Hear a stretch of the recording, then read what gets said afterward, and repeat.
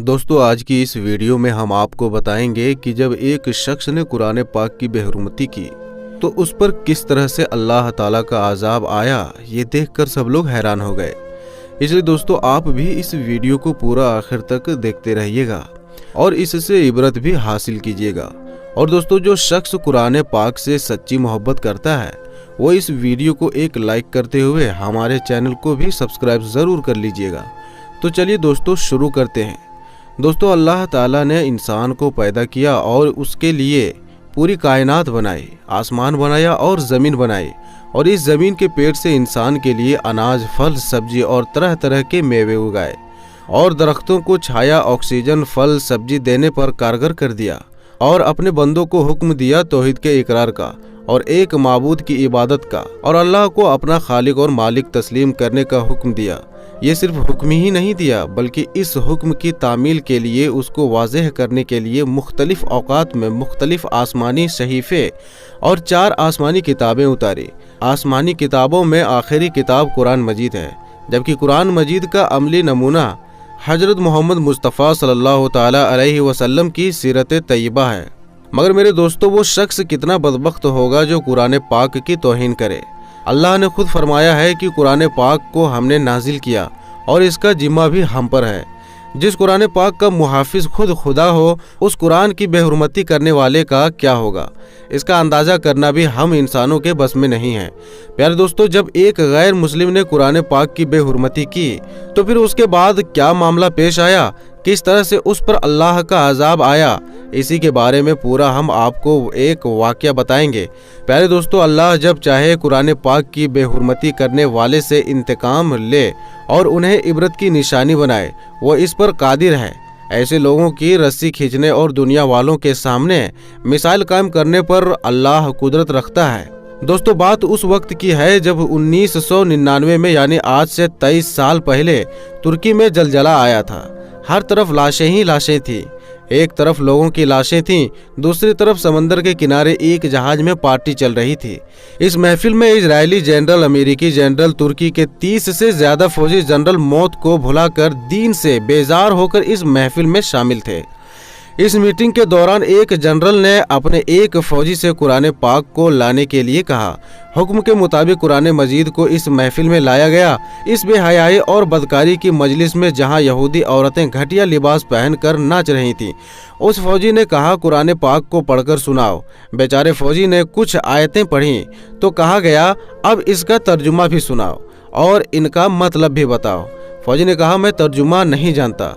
इस पर जनरल ने उसके हाथ से कुरान पाक को लिया और फाड़कर फेंक दिया और कहा, वो अल्लाह कहाँ है जिसने ये कहा है कि इस कुरान पाक को हमने उतारा है और इसके मुहाफिज हम ही हैं। अगर हिम्मत है तो आए अपनी कुरान को बेहुरमती और बेइज्जती से बचा लें। इस पर वो फौजी जो पहले कुरान पाक को पढ़ रहा था, वो इस मंजर को ना बर्दाश्त कर सका और वो कहने लगा, अब बस करो, ऐसा ना करो, अल्लाह से डरो। तो उस जनरल ने नौकर फौजी को पानी में फेंक दिया। फिर उस नौकर फौजी ने देखा कि जहाज के ऊपर एक लाल रोशनी मौजूद है, जबकि आसपास अंधेरा छाया है, और उसी वक्त समंदर के अंदर एक जोरदार धमाका हुआ और ये पूरा जहाज देखते ही देखते गर्क हो गया। दोस्तों, बेशक अल्लाह हर चीज पर कादिर है। वो जो चाहता है करता है, जालिमों से इंतकाम लेता है। आज की इस वीडियो में जो कुरान पाक का और कुरान के आयतों का मजाक उड़ाते हैं और कुरान को जलाने की कोशिश करते हैं, उनके लिए इस वाक़ये से सबक है। दोस्तों, कहा जाता है अभी तक उस जहाज का और ना ही उसमें मौजूद फौजी जनरल की लाशें मिली।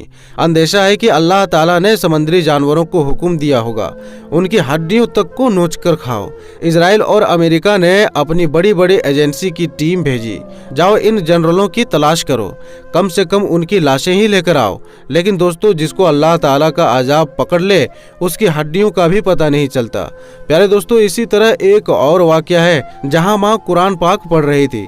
बेटी ने जिद की, माँ मुझे ये किताब दे दो जो तुम पढ़ रही हो। माँ ने कहा, तुम इसकी बेहुरमती करोगी, तुम नहीं जानती ये किताब क्या है। बच्ची जिद करने लगी तो माँ तो आखिर माँ होती है, बच्ची के जिद के आगे घुटने टेक दी। उसने बच्ची को कुरान पाक पकड़ा दिया। वो कुरान पाक के साथ खेलने लगी। कभी वो सफ को इधर करती तो कभी सफ को उधर करती। माँ का ये मामूल बन गया। वो अपनी बच्ची को हर बार कुरान पाक पकड़ा दिया करती थी। कुरान पाक से खेलते वक्त वो कुरान पाक को अक्सर जमीन पर गिरा दिया करती थी। एक दिन वो दोनों माँ बेटी एक स्टोर में खरीदारी करने के लिए गए तो बच्ची किसी सामान को लेकर जिद करने लगी। माँ वो सामान नहीं दिलाना चाहती थी और बच्ची जिद कर रही थी। माँ ने स्टोर में मौजूद कुरान पाक को उठाया और बच्ची को थमा दिया। बच्ची मुसलसल जिद कर रही थी और रोए जा रही थी। उसने गुस्से में आकर कुरान पाक को पकड़ा और फेंक दिया। दोस्तों, उसका ऐसा करना था। वो जो बच्ची थी वो बिल्कुल नॉर्मल थी। फिर देखते ही देखते वो अजीब से जानवर में तब्दील हो गई। इस शक्ल के जानवर को ना पहले किसी ने देखा था और ना कोई जानता था कि ये कैसी मखलूक है। किसी को भी नहीं मालूम था। वहाँ के जो सारे के सारे लोग थे सब डर गए और वहाँ हाहाकार मच गया। माँ ने अपनी बेटी को लिया और मुख्तलिफ अस्पतालों में भागती रही। डॉक्टरों से मिन्नतें करती रहीं, इसको ठीक कर दो, इसको बचा लो, मेरी बेटी को बचा लो, मेरी सारी दौलत ले लो, लेकिन मेरी बच्ची को ठीक कर दो। मगर डॉक्टर का एक ही जवाब था कि साइंस ने ना तो ऐसी चीज देखी है और ना ऐसी बीमारी के बारे में जानते हैं और ना इसके ठीक होने का तरीका मौजूद है। प्यारे दोस्तों, एक लम्हे के लिए सोचने की बात है, आज कुरान पाक की बेहुरमती करना, बेइज्जती करना इतना आसान क्यों हो गया है? इसकी वजह सिर्फ और सिर्फ आज का मुसलमान है। आज के मुसलमानों ने कुरान पाक से अपना रिश्ता तोड़ लिया है। आज के मुसलमान नौजवान कुरान पाक के अहकाम को मानने में शर्म महसूस करते हैं।